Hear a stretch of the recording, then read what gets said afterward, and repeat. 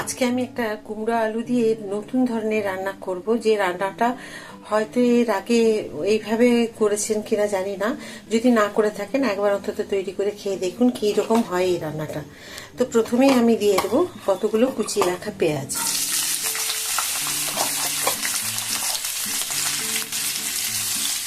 দেখুন পেঁয়াজগুলো একদম একটু হালকা যেই ভাজা হয়ে যাবে তখন আমি দেখুন এখানে দিয়ে দেব কতগুলো ফোড়ন। যেমন দিচ্ছি আমি শুকনো লঙ্কা দিচ্ছি না, এখানে দিচ্ছি কাঁচা লঙ্কাগুলো মাঝখান দিয়ে কেটে রেখেছি, কতগুলো কারিয়া পাতা আর এক ছোট চামচের 1 চামচ হচ্ছে 5 ফোড়ন এখানে দিয়ে দিলাম। কতগুলো চিনে বাদাম দেখুন আমি আগেই একটু শুকনো কড়াইয়ে ভেজে তুলে রেখেছি, এখন দিয়ে দেবো এখানে।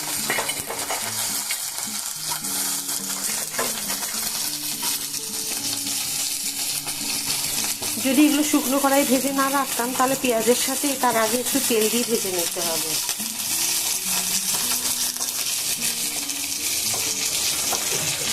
আর পেঁয়াজের আগে যদি আমি ফোড়নগুলো দিতাম তাহলে ফোড়নগুলো সব পুড়ে যেত, যার জন্য আগে আমি পেঁয়াজ ভেজে নিলাম, তারপরে কিন্তু এই ফোড়নগুলো দিলাম। কেন ওই যে 5 ফোড়ন বলুন বা কারিয়া পাতা এগুলো যদি পুড়ে কালো হয়ে যায় তখন কিন্তু তরকারির স্বাদটা নষ্ট হয়ে যাবে, সেই কারণে আমি এগুলো পরে দিই। দেখুন পেঁয়াজটা একটু ভাজা বাকি থাকতে তখন আমি দিলাম, দিতে এখন সব কিছু ভালো করে ভাজা হয়ে গেছে। এখন কেটে রাখা কুমড়ো পুরো আলু ধুয়ে একদম কেটে জল ঝরিয়ে রেখে দিয়েছি।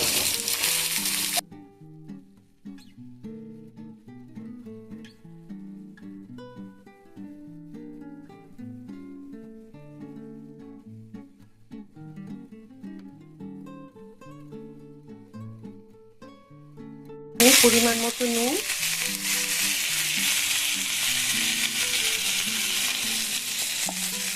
হলুদ চামচ দিলাম, ধনে গুঁড়ো 1 চামচ, জিরে গুঁড়ো 1 চামচ, 1 চামচ জিরে গুঁড়ো দিলাম, দিয়ে দিলাম পরিমাণ মতো একটুখানি চিনি। খুব ভালো করে এখন এগুলোকে মিশিয়ে নেব।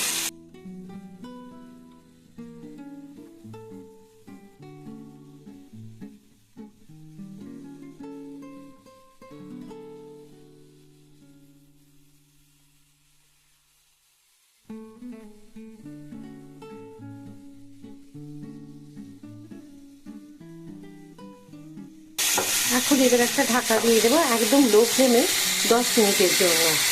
এবার আমি একটা ঢাকা দিয়ে দিলাম একদম লো ফ্লেমে। 10 মিনিটের জন্য ঢাকা দেওয়া থাক, তারপর 10 মিনিট পরে আপনাদের দেখাবো কীরকম হয়েছে। ঢাকা খুলে একবার দেখে নিই, প্রায় আমি 10-12 মিনিট হয়ে গেছে, তারপর এলাম। তো দেখুন মোটামুটি কি সুন্দর হয়ে গেছে, সেদ্ধও হয়ে গেছে। দেখুন আমি কিন্তু জল দিইনি, আপনারা দেখেছেন যে জল ছাড়া কিন্তু আমি এটা রান্না করলাম, কারণ কুমড়ো থেকে জল বেরোবে সেই কারণে। তো যেটুকু জল বেরিয়েছে এইটুকু ভাপে যে জলটা বাষ্প হয়ে ঢাকার থেকে পড়ে সেটুকুর মধ্যে দিয়েই আজকে কিন্তু দেখুন সেদ্ধ হয়ে যায়। আর যদিও কোনো কারণে দেখেন যে অনেক সময় অনেক কুমড়ো ভালো থাকে না, সেই কারণে সেদ্ধ হয় না, বা আলুগুলোকে একদম ছোট ছোট কাটবেন যেই রকম আমি কেটেছিলাম, একদম দেখুন ছোট্ট টুকরো টুকরো এইভাবে কেটেছি, কারণ কুমড়ো খুব মানে তাড়াতাড়ি সেদ্ধ হয়ে যায় আর আলু সেদ্ধ হতে চায় না, সেই জন্য আলু সবসময় চেষ্টা করবেন যদি দেন ছোট্ট ছোট্ট করে কাটবেন যাতে আলুগুলো সেদ্ধ হয়ে যায় সাথে। তো আশা করি বুঝতে পেরেছেন। তো চলুন এখন ঢাকা দিয়ে রেখে দিই, একটু পরে এটাকে আমি আবার দেখাবো। তো মোটামুটি সেদ্ধ তো হয়েই গেছে, মোটামুটি কেন পুরোই সেদ্ধ হয়ে গেছে। এই যে দেখুন এটা কুমড়োগুলো আমি বড় কেটেছি, বুঝতে পারছেন। হ্যাঁ এতে চাইলে আপনার কিন্তু একটা টমেটো দিতে পারেন, আমি ইচ্ছে করেই দিইনি, টমেটো দিলেও খুব ভালো লাগবে, আমি দিইনি, দিলে দিতে পারেন, এটা টমেটো দিলে ভালো লাগবে। তো আরও ঢাকা দিয়ে রেখে দিই, 2 মিনিট পরে আপনাদের দেখাচ্ছি।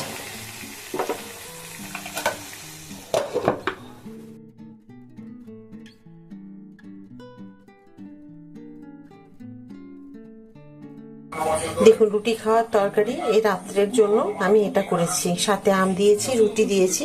তো এই যে রুটি খাওয়ার জন্য যেই তরকারিটা করেছি, এটা আপনারা লুচি, রুটি, পরোটা, ভাতও খাওয়া যাবে। এত অসাধারণ হয় খেতে। একবার অবশ্যই এইভাবে এই কুমড়োর তরকারি পেঁয়াজ দিয়ে রান্না করে দেখবেন, খুব সুন্দর হয় খেতে। আর কেমন হয়েছিল সেটাও আমাকে কমেন্ট করে জানাবেন। আর ভিডিওটা যদি ভালো লেগে থাকে এই রান্নাগুলো, তাহলে কিন্তু একটা লাইক করে দেবেন, সাবস্ক্রাইব করে সাথে থাকবেন। আবার একটা নতুন ভিডিওতে নতুন রান্না নিয়ে আপনাদের সকলের কাছে আমি চলে আসবো। সবাই খুব ভালো থাকুন এই বলে শেষ করছি ভিডিওটা আজকে এখানে। নমস্কার।